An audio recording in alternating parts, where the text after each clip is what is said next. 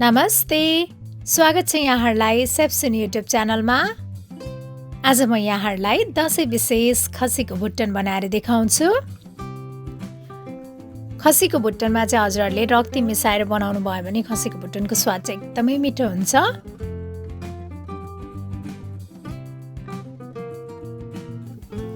खसीको भुटन बनाउनको लागि मैले चाहिँ यहाँ यो खसीको इन्टेस्टाइनहरूलाई चाहिँ एकदम राम्रोसँग सफा गरेर लिएको छु। अब यसलाई बोइल गर्नको लागि मैले यहाँ पानी तताएको छु। यसमा चाहिँ मैले सौंफ, टिमुर, तेजपत्ता, दालचिनी अनि बेसार राखेँ। यसमा चाहिँ यसरी टिमुर, सौंफ, दालचिनी राखेर बोइल गर्दाखेरि चाहिँ यसको स्मेल अलिक कम आउँछ। यसलाई अब मजाले बोइल गर्नुपर्छ।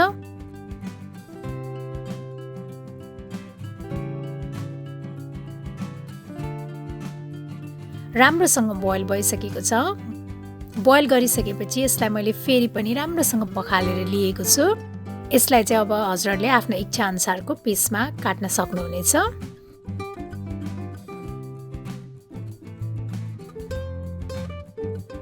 अब यो भुटन फ्राई गर्नको लागि मैले प्यानमा तोरीको तेल तताउन राखेँ। त्यसपछि मैले यहाँ 5 फोरन फुराएँ। त्यस्तै दालचिनी, तेजपत्ता अनि सुकुमेल पनि फुराउने। अब यसमा भुटन राखेर यसलाई मजाले फ्राई गर्नुपर्छ। त्यसपछि अब यसमा बेसार अनि नुन स्वाद अनुसार राख्ने।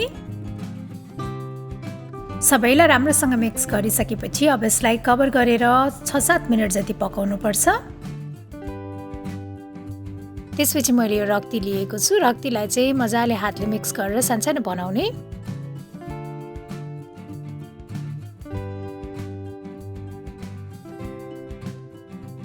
भुटन चाहिँ यतिको भएपछि यसमा रक्ती पनि राखेर मजाले मिक्स गर्ने। अब यसलाई कभर गरेर रक्तीसँगै अर्को 3-4 मिनट जति पकाउनु पर्छ।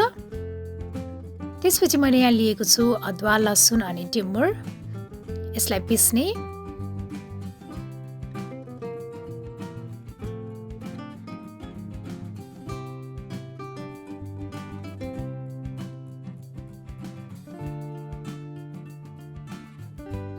भुटन र रक्ती यतिको भएपछि मैले यसमा प्याज राखेँ अनि हरियो खुर्सानी।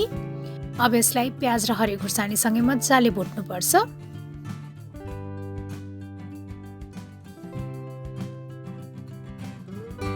त्यसपछि अब यो अदुवा लसुनलाई पनि यसमा राख्ने अनि त्यस्तै जिरा धनियाँ पाउडर, गरम मसला पाउडर, रातो धुलो खुर्सानी पनि राख्ने।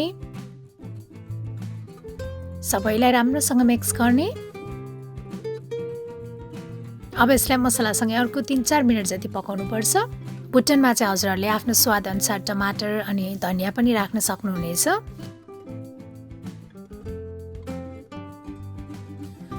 यतिको भएपछि हाम्रो यो भुटन चाहिँ रेडी भइसकेको छ। आशा छ हजुरहरूलाई यो भुटनको रेसिपी पक्कै पनि मन पर्यो होला र मेरो अरू यस्तै रेसिपीहरूको लागि प्लिज सेफ सुनी युट्युब च्यानललाई सब्स्क्राइब गरिदिनु होला अनि साथै मेरो भिडियोलाई लाइक, शेयर र कमेन्ट गर्न पनि नभुल्नुहोला है। Thank you for watching. Bye bye.